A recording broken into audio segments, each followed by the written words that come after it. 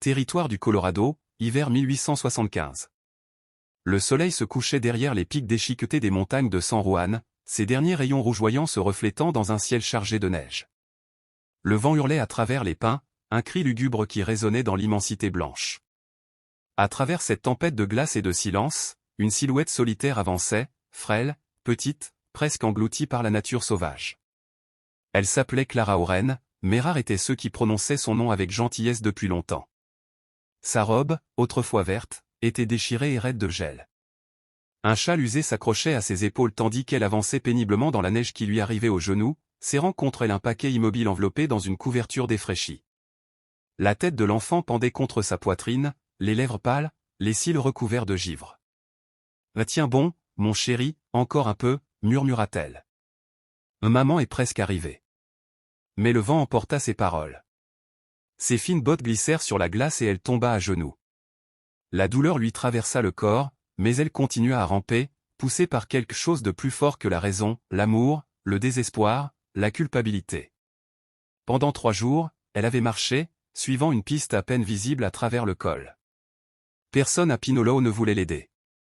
Il lui avait craché dessus lorsqu'elle avait supplié qu'on lui donne des médicaments. Personne n'aide une femme qui a couché avec un ut, avait raillé un homme. Clara était donc partie, emportant son enfant fiévreux dans la tempête, à la poursuite d'une rumeur qu'elle avait entendue au comptoir commercial, celle d'un homme vivant au fond des pins, autrefois appelé Dr Samuel Rourke, un chirurgien de l'Union devenu reclus. Les habitants l'appelaient le fantôme de la montagne. Ils disaient qu'il était fou, dangereux. Mais il était son seul espoir. Lorsque Clara aperçut la fine volute de fumée s'échappant d'une cheminée, le monde était devenu un flou blanc et rouge. Elle haletait, le souffle court. Elle tituba vers la cabane, le vent transperçant son manteau comme des couteaux. « Encore quelques pas » murmura-t-elle. « S'il te plaît, mon Dieu, pas encore. » Puis elle le sentit, le silence. Le petit corps dans ses bras était devenu immobile. La faible chaleur contre sa poitrine avait disparu. Ses doigts tremblants effleurèrent la joue de l'enfant. Aucun mouvement, aucun souffle. Seulement le silence. Ses genoux se dérobèrent et elle tomba dans la neige, serrant la fillette contre sa poitrine. « Non, non, s'il vous plaît, pas elle » pleura-t-elle, la voix brisée par le vent. Des flocons de neige se posèrent sur le visage de l'enfant comme des cendres tombantes. Clara embrassa ses lèvres froides encore et encore, ses larmes gelant à mesure qu'elles tombaient. Elle berça le petit corps, fredonnant des berceuses éraillées à une enfant qui ne se réveillerait pas. Le temps s'écoula des minutes, peut-être des heures. Quelque part à proximité, une faible lueur orange vacillait à travers la tempête. Avec le peu de force qui lui restait, Clara se traîna vers elle, rampant sur ses mains ensanglantées, laissant une traînée rouge sur la neige blanche. Elle atteignit la porte et frappa faiblement. La porte s'ouvrit en grinçant. Un homme grand apparut dans l'encadrement, avec une barbe épaisse, un manteau rugueux et des yeux perçants comme du verre taillé reflétant la lumière du feu. Samuel Rourke ne dit rien.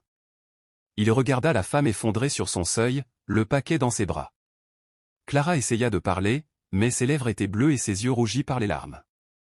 Pendant un long moment, ils se contentèrent de se regarder. Puis, d'une voix aussi faible que le vent, elle murmura « S'il vous plaît, enterrez mon enfant ». Rourke se figea.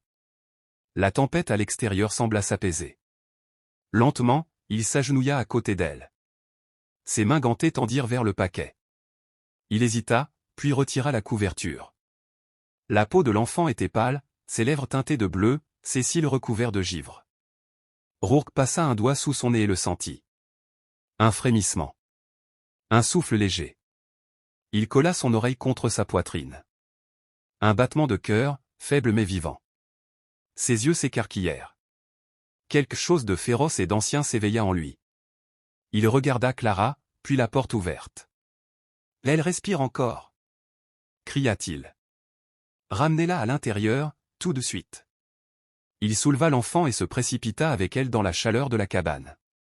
Pour la première fois depuis des années, le cœur de Samuel Rourke battait non pas de peur, mais d'espoir. Il n'avait parlé à personne depuis près d'1 an.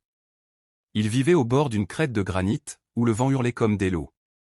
Et les arbres se dressaient comme des sentinelles. Sa cabane était grossièrement taillée, construite de ses propres mains, un foyer en pierre, des murs en rondins, une seule étagère remplie de livres médicaux et un fusil accroché au-dessus de la porte. La guerre avait pris fin 9 hivers auparavant, mais le bruit des combats résonnait encore dans son esprit, les cris, les membres déchiquetés et l'odeur du sang qui ne s'était jamais vraiment dissipée. La pire nuit de toutes fut celle où il rentra chez lui et trouva sa cabane en cendres, le corps de sa femme parmi les ruines, le cheval de bois de son fils à moitié fondu près de l'âtre. Les hommes qui avaient commis cet acte étaient des colons blancs. Ils l'avaient traitée de traîtresse pour avoir épousé un homme qui avait autrefois combattu aux côtés des Utes. Pour Samuel Rourke, ce mot traître était devenu un nœud coulant qu'il s'était passé autour du cou année après année. Il avait juré de soigner, de protéger, et il avait échoué sur les deux plans. Alors il s'était enfui loin des villes, des uniformes, de la médecine. Il avait enterré le nom de docteur Rourke aux côtés de sa femme et de son enfant. Seul son vieux chien de chasse, Bear, était resté avec lui. Seul le froid parlait, jusqu'à ce soir. Il ferma la porte, le vent claquant violemment contre le cadre. La neige tombait des épaules de Clara alors qu'elle s'effondrait près de la cheminée. Samuel s'agenouilla à côté d'elle et déballait le paquet. La peau de la fillette était glacée, son souffle aussi fin que de la fumée. Il agit rapidement, son instinct prenant le pas sur ses souvenirs. Il ôta les vêtements mouillés de l'enfant et l'enveloppa dans de la laine. Il versa de l'eau chaude dans une tasse en étain, y trempa un chiffon propre et le pressa doucement contre son cou, sa poitrine et ses pieds. Puis il versa quelques gouttes de whisky sur ses lèvres, massant sa petite poitrine d'une main assurée. Il ne quittait pas son visage des yeux. À côté d'eux, Clara gisait à demi consciente, les lèvres bleues, le corps tremblant. Samuel jeta une couverture sur ses épaules et attisa le feu. « Respire », murmura-t-il. « Allez, petite. Respire. » Une faible toux s'échappa des lèvres de la fillette, puis une autre. Un souffle s'éleva comme de la fumée. Samuel expira pour la première fois depuis plusieurs minutes.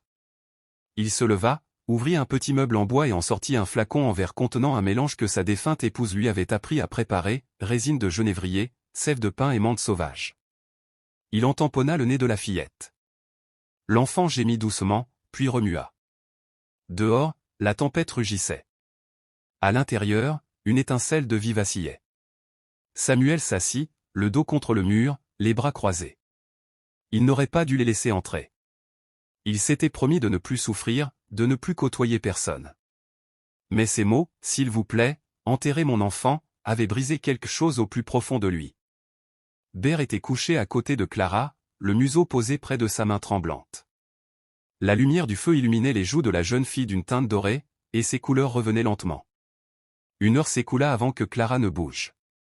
Elle ouvrit les yeux, étourdie et rougie par les larmes. Elle tourna la tête et vit Samuel agenouillé à côté de sa fille, écartant les boucles humides du front de l'enfant. « Vous l'avez sauvé » murmura-t-elle. Samuel leva les yeux, surpris d'entendre une voix qui n'était pas la sienne. Il hésita, puis acquiesça d'un signe de tête. Les lèvres de Clara tremblaient, ses yeux se remplirent de larmes, mais elle ne dit rien, se contentant de le regarder. Samuel se déplaça nerveusement, le regard retournant vers l'enfant. « Ne me remerciez pas » dit-il à voix basse. « Je ne l'ai pas encore sauvé. » C'était la première chose qu'il disait à un autre être humain depuis près d'un an. Dehors, la tempête de neige faisait rage, mais dans cette cabane sous les pins et les pierres, trois âmes brisées partageaient pour la première fois le même souffle de chaleur. Avant l'aube, la fièvre revint. Le petit corps de Lydia, bien qu'enveloppé dans de la laine et réchauffé par le feu, se mit à trembler. Sa respiration devint superficielle, son front brûlait sous la main calleuse de Samuel. Le rose pâle de ses joues prit une teinte grisâtre effrayante. Clara était assise près d'elle, serrant les doigts de sa fille, murmurant des prières entre ses lèvres gercées. Elle n'avait jamais prié aussi fort. Samuel s'accroupit près de l'âtre, grinçant des dents points et elle réduisit l'écorce de saule séchée en poudre à l'aide d'un mortier et d'un pilon. Il travaillait avec une précision acquise par l'expérience, calme et efficace. Les gestes d'un homme qui avait tenté trop souvent de négocier avec la mort. « Elle aura besoin de plus que de la chaleur », murmura-t-il. Ses poumons se remplissent, la noyant de l'intérieur. La voix de Clara tremblait. « Est-ce qu'elle est en train de mourir ?» « Là elle se bat », répondit-il. Il ouvrit une boîte en cèdre sculpté et en sortit de petits paquets d'herbes, des feuilles, des racines, des pétales attachés avec de la ficelle. Il en choisit un, brun foncé et recourbé, dont l'odeur était forte et terreuse. Qu'est-ce que c'est? Demanda Clara doucement. De la sauge sauvage et du tabac de lapin, répondit-il. C'est bon pour les poumons. Il en jeta une poignée dans l'eau bouillante. La cabane se remplit d'une fumée amère aux vertus curatives. L'odeur qui emplissait la pièce était étrange mais apaisante, terreuse, vivante. Clara regardait, perplexe, Samuel Rourke dérouler une pochette défraîchie contenant ce qui semblait être du charbon noirci mélangé à de la cendre pâle. Il plaça le mélange dans un petit bol en argile, l'alluma avec une braise et agita lentement la fumée qui s'en dégageait autour du corps frêle de Lydia. Ce n'était pas ce à quoi elle s'attendait. Vous utilisez leur méthode, dit-elle prudemment. Les méthodes des Utes. Samuel acquiesça d'un signe de tête. J'ai appris ce que j'ai pu d'une personne qui croyait aux deux types de guérison, avant qu'il ne l'emmène. Clara resta silencieuse pendant un long moment. Le feu crépitait doucement. Il la traitait de sauvage, dit finalement Samuel, d'une voix rauque comme du gravier. Il écrasa des bailles de sureau séchées et les mélangea dans un sirop épais. Il disait qu'elle m'avait rendu sauvage. Qu'elle m'avait fait trahir les miens. Mais elle était la seule à avoir vu qui j'étais vraiment, et à m'avoir aimé malgré tout. Il apporta le mélange d'herbes chaudes à l'enfant et en déposa quelques gouttes sur la langue de Lydia. Elle tressaillit légèrement, puis resta immobile. Clara s'essuya le visage avec sa manche. « Je suis désolée, murmura-t-elle. Personne n'aurait dû vivre ça. » Samuel serra les mâchoires. « Tu le sais mieux que quiconque. » Lydia remua légèrement. Puis, sans prévenir, sa respiration s'arrêta. Elle s'étouffa une fois, puis cessa de respirer. Non. Non, non, non. La voix de Clara se brisa alors qu'elle serrait sa fille contre elle. « S'il te plaît, ne me quitte pas, ma chérie. » Samuel réagit rapidement. « Allonge-la, tout de suite. » Clara obéit, tremblante. Samuel attrapa un fin roseau qu'il avait creusé plus tôt, un outil qu'il avait fabriqué en prévision d'une issue tragique. Il inclina la tête de Lydia en arrière, glissa doucement le tube dans sa bouche et commença à souffler dedans par petites bouffées régulières. Clara s'agenouilla à côté d'eux, les mains jointes, murmurant des prières frénétiques à travers ses larmes. « Allez, » murmura Samuel entre deux respirations. « Allez, ma petite. » Les secondes s'étirèrent à l'infini. Puis Lydia toussa violemment. Elle ouvrit les yeux. Elle haleta. Puis elle poussa un cri, faible et rauque, mais vivant. Ce son emplit la cabane comme les cloches d'une église le matin de Pâques. Clara s'effondra sur sa fille, embrassant son front brûlant encore et encore. « Merci, mon Dieu, merci. » Samuel se pencha en arrière, la sueur coulant sur ses tempes. Il fixait le feu, la poitrine haletante. « Tu es la première personne qui ne m'a pas tourné le dos, » murmura Clara, la voix tremblante. Samuel ne la regarda pas.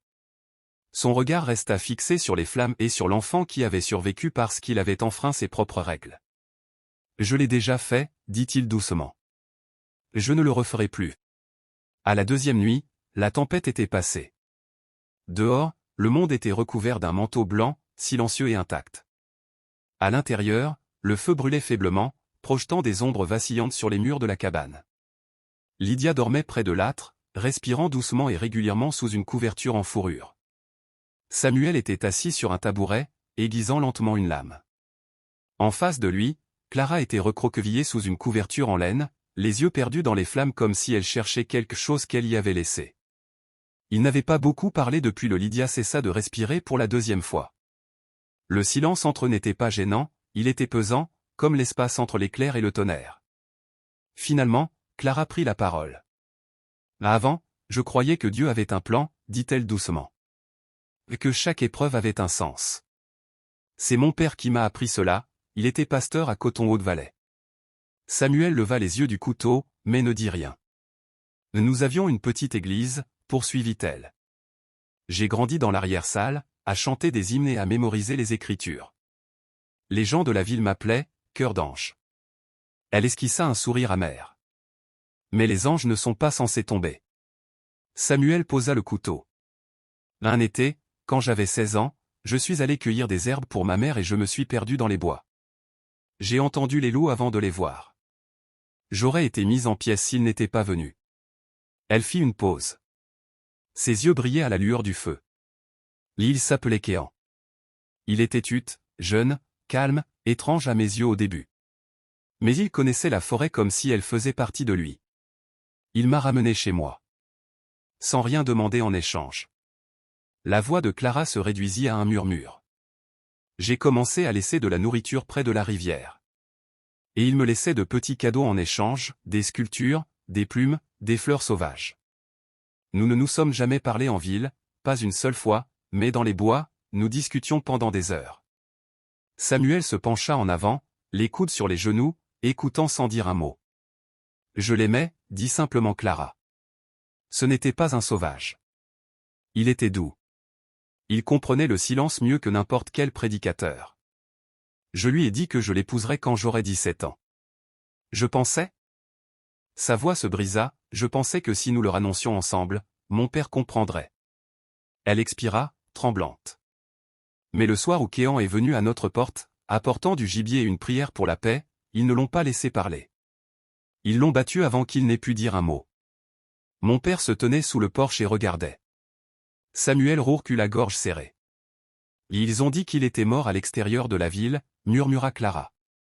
Mais ce n'est pas vrai. Il a rampé jusqu'à la forêt, brisé, ensanglanté, et il est mort sous le pin où nous avions l'habitude de nous retrouver. Elle essuya une larme sur sa joue.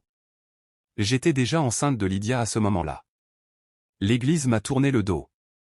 Ils m'ont traîné dehors par les cheveux, m'ont traité d'impur, d'impie. Personne ne m'adressait plus la parole.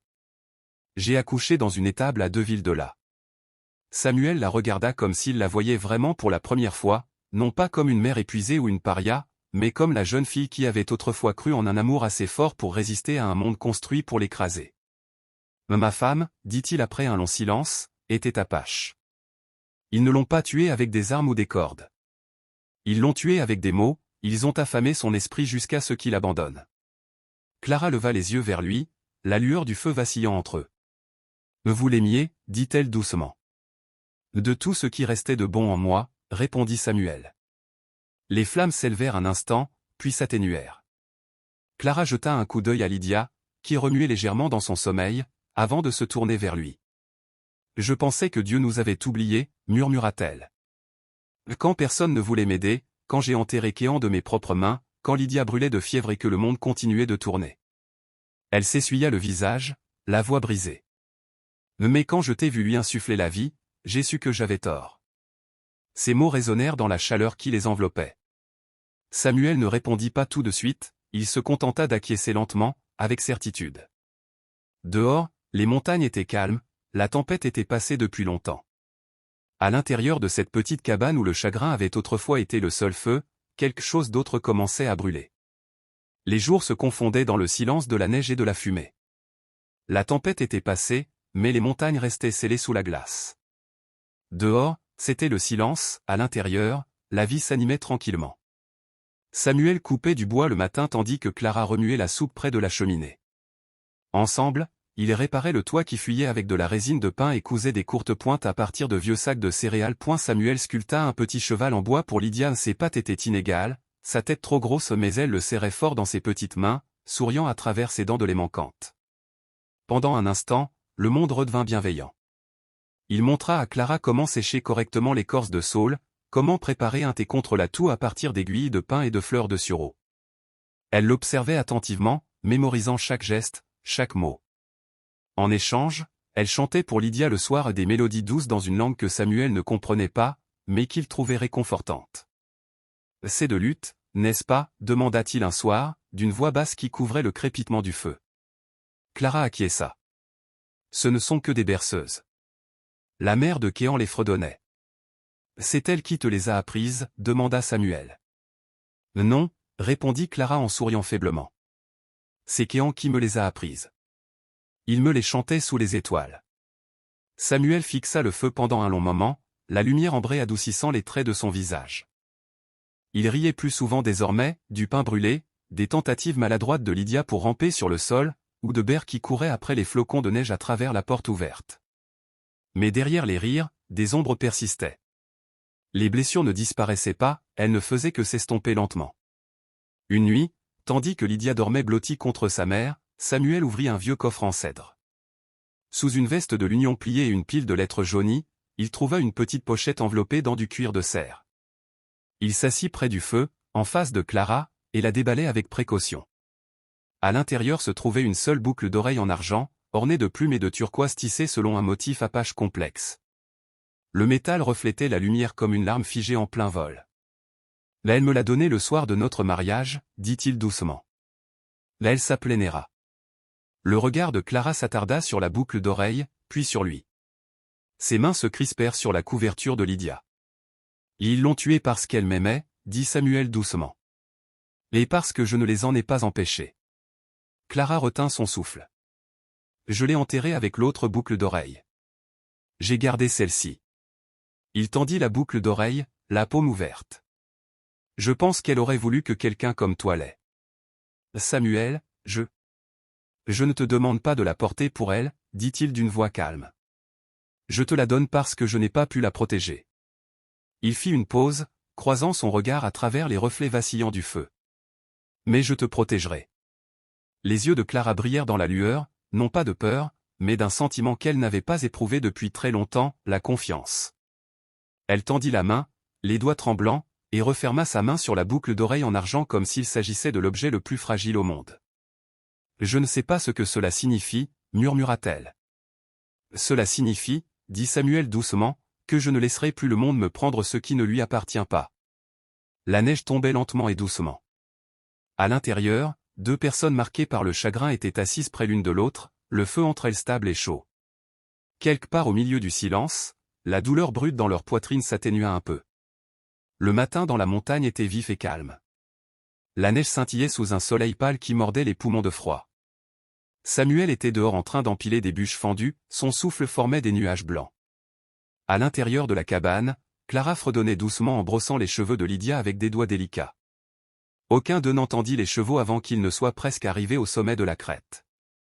5 cavaliers franchirent la colline, vêtus de manteaux sombres, fusils en bandoulière, le visage dur comme la pierre. À leur tête se trouvait Thomas Everett, le fils du pasteur de Coton-Haute-Valley, un homme qui gardait de longs souvenirs et une fierté blessée. Des années auparavant, il avait offert à Clara un avenir empreint de vertu, elle l'avait rejeté. Aujourd'hui, il chevauchait pour récupérer ce qu'il appelait son honneur. Là, cracha Thomas en pointant du doigt la fine colonne de fumée qui s'échappait de la cheminée de Samuel. La putain du sauvage, cachée avec ce rat des montagnes. Rendons leur justice. Les autres le suivirent sans poser de questions, des voisins, des ouvriers agricoles, des hommes qui sentaient la suspicion et la vieille rancœur. Samuel était en train de se retourner, les bras chargés de bûches, lorsqu'il reçut un coup de crosse de fusil sur le côté de la tête. Il s'effondra lourdement, une douleur brûlante explosant sur sa tempe alors que le sang se répandait sur la neige. Ils le frappèrent à coups de pied jusqu'à ce qu'il rende son dernier souffle. À l'intérieur, le cœur de Clara tressaillit au bruit des corps qui s'écroulaient et des jurons des hommes. Elle jeta un œil à travers la fente de le volet et aperçut le manteau de pasteur du père de Thomas, désormais couvert de neige, et reconnut le visage arrogant du fils du pasteur. Elle ne cria pas. Elle agit. Elle prit Lydia dans ses bras et se précipita vers la porte de la cave derrière le poêle. Elle l'ouvrit, déposa doucement sa fille dans la pénombre, sur un lit de paille et de toile de jute, et appuya une main sur la trappe. « Reste silencieuse, murmura-t-elle. Ne fais pas de bruit, ma chérie. » Puis elle se força à se diriger vers la porte d'entrée. Ils firent irruption avant qu'elle ne l'atteigne. « Eh bien, ricana Thomas en enjambant le fusil tombé de Samuel. Je ne pensais pas que nous te trouverions ici à jouer à la dinette avec un meurtrier. Laissez-nous tranquilles, dit Clara d'une voix glaciale. Nous ne faisons de mal à personne. Tu l'as déjà fait, grogna Thomas. Tu as déshonoré ta famille, tu t'es enfui avec un peau-rouge, tu as donné naissance à son bâtard. Tu crois que te cacher dans les collines va te racheter? L'un des hommes rit. Elle a peut-être besoin qu'on lui rappelle sa place. Une main attrapa le poignet de Clara. Elle la gifla de toutes ses forces. Le sourire de l'homme devint cruel. Tu vas le regretter, siffla-t-il en la traînant dans la cour où le vent emporta le son et le fit disparaître. Ils levèrent la main pour la frapper. Puis un coup de feu déchira le matin comme un coup de fouet. L'homme s'effondra, son chapeau s'envola, la neige tourbillonnant autour de lui. Il n'était pas mort, seulement assommé, mais la cour était soudainement devenue silencieuse. Samuel se tenait au bord de la cabane, du sang coulant de sa tempe, un morceau de métal brut serré dans son poing, le morceau cassé qu'il avait utilisé pour couper ses liens. Il cracha une ligne de sang et montra les dents. « Tu veux te battre » grogna-t-il d'une voix rauque. « Si tu reviens ici, je t'enterrerai dans cette montagne et aucun prêtre ne trouvera jamais ton âme. » Thomas, en visant, retrouva son arrogance. Il porta le fusil à son épaule. Samuel chargea. Les deux hommes se rencontrèrent dans la neige avec la violence de ceux qui n'ont plus de mots. Les poings volaient, les bottes glissaient sur la glace. Thomas bredouillait et frappait, Samuel lui donna un violent coup de coude sous la mâchoire, le plaqua au sol et lui arracha le fusil des mains. Un autre homme se jeta sur lui. Samuel tira un coup de semonce en l'air, dans le ciel pâle, le bruit de la détonation rebondit sur les falaises et fit s'envoler les oiseaux des pins. Les cavaliers se figèrent. Samuel ne tira pas à nouveau, il n'en avait pas besoin. Il chargea l'homme le plus proche, le frappant avec une force qui lui brisa le nez et le fit tomber comme un arbre abattu. Un autre marmonna des jurons et recula. Le cinquième homme, le visage pâle, jeta son fusil et s'enfuit. Seul Thomas resta, meurtri, ensanglanté, gémissant dans la neige. Samuel se tenait debout au-dessus de lui, la poitrine haletante, la neige collée à sa barbe. Ses yeux étaient rougis, brillants, comme s'il renfermait une promesse faite au plus profond de lui-même. « C'est chez moi ici » dit-il d'une voix grave comme le tonnerre. « Si vous revenez ici, je vous enterrerai dans cette montagne. » Thomas gémit et rampait, laissant une traînée sombre sur la neige blanche. Les autres montèrent un à un sur leurs chevaux et s'éloignèrent, leurs bottes crissant, la tête baissée, non pas par honte, mais parce qu'ils savaient que l'homme devant eux n'avait plus peur. Lorsque le dernier bruit de sabots s'évanouit, le silence revint comme une réponse. Clara se précipita dans la cour et se précipita vers Samuel, les mains tremblantes, pressant ses doigts sur sa blessure. Il avait un goût de fer et d'hiver, les lèvres entr'ouvertes de soulagement. Le petit cri de Lydia s'échappa de la trappe de la cave où elle avait dormi pendant tout ce temps, un son faible et intense qui fit rire et sangloter Clara en même temps. Samuel se laissa aider à se relever.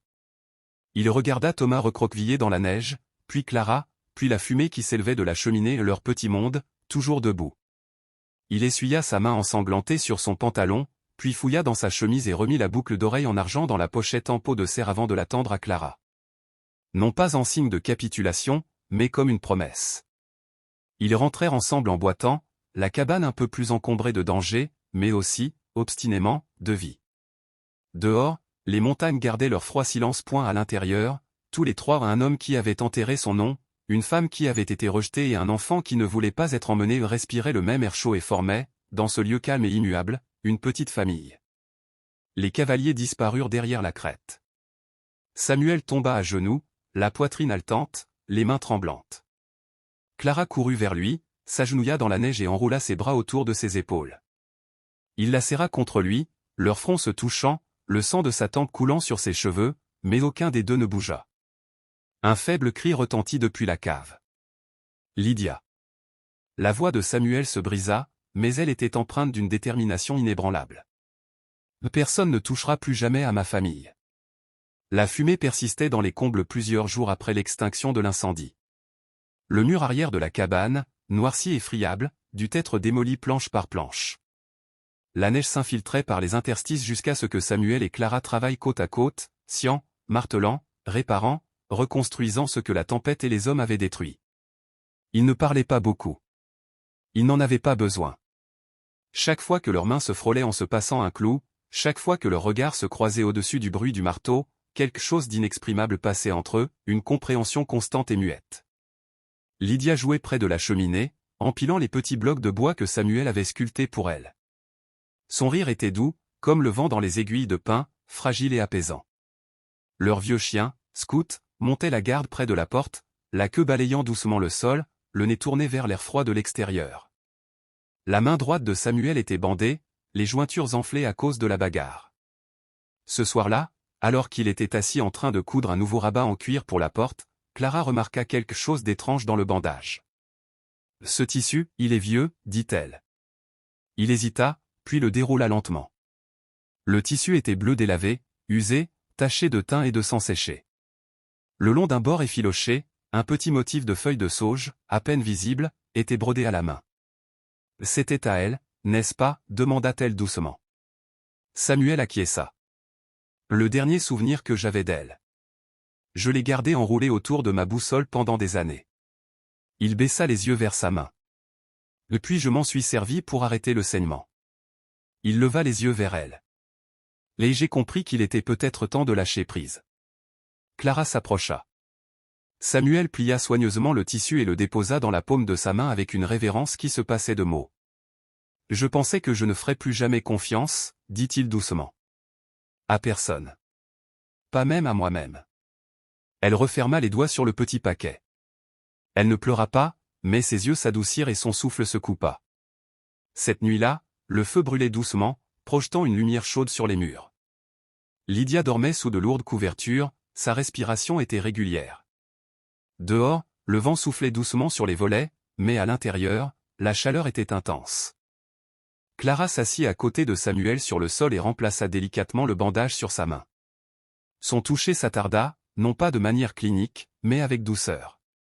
Alors qu'elle faisait le dernier nœud, elle laissa sa paume reposer sur la sienne.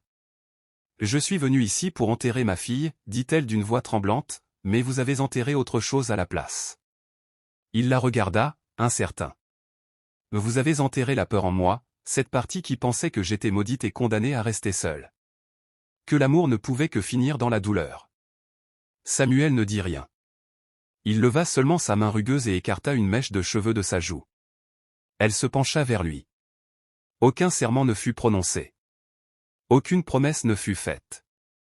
Mais le lendemain matin, Samuel prit sa bêche et commença à creuser une tranchée autour de la cabane, profonde et solide. Plus tard, il fendit des bûches de pin, les façonna en poteaux de clôture et les enfonça dans le sol gelé. Clara se tenait dans l'embrasure de la porte, Lydia dans les bras, et observait. Il ne leva pas les yeux, mais il savait qu'elle était là. Chaque coup de marteau, chaque planche mise en place parlait plus fort que n'importe quelle bague ou prière. « Je te protégerai. Je resterai. C'est aussi ta maison maintenant. » Et pour la première fois de sa vie, Samuel Boone ne construisait pas pour tenir le monde à l'écart. Il construisait pour retenir quelque chose. 12 hivers se sont écoulés depuis cette tempête. La nuit où Clara trébucha dans la neige avec un enfant mourant et trouva un homme qui croyait encore en la miséricorde. Sous ce même ciel du Montana, la neige tombait toujours, épaisse et blanche, mais la cabane en dessous n'était plus un lieu d'exil. C'était un foyer chaleureux, vivant, rempli de rires discrets. Lydia Boone, désormais âgée de 12 ans, se déplaçait parmi les pins avec une grâce acquise à force de pratique, cueillant des herbes d'une main sûre. Sa peau reflétait la chaleur du soleil, ses cheveux noirs étaient tressés en 2 nattes serrées. Ses yeux, l'un brun comme ceux de sa mère, l'autre gris-vert comme ceux de son père, observaient tout avec une conscience sereine. Elle fredonnait en travaillant, une petite pochette à ses côtés, parlant doucement aux plantes qu'elle cueillait, comme Samuel le lui avait appris autrefois. Tout comme son vrai père, Kétan, avait autrefois chuchoté à la terre. Le vent soufflait doucement dans les pins. À l'intérieur de la cabane, Clara Boone était assise à la table grossièrement taillée, un vieux journal en cuir ouvert devant elle, la plume glissant lentement sur la page.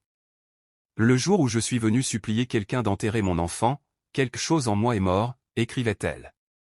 Mais Samuel ne l'a pas enterré. Il lui a insufflé la vie et d'une certaine manière, il a fait de même pour moi. Le feu crépitait à côté d'elle, projetant une lueur orange et chaleureuse sur les murs. Clara s'interrompit et jeta un coup d'œil vers la porte, où Samuel ajustait soigneusement une attelle sur le poignet d'un vieil homme.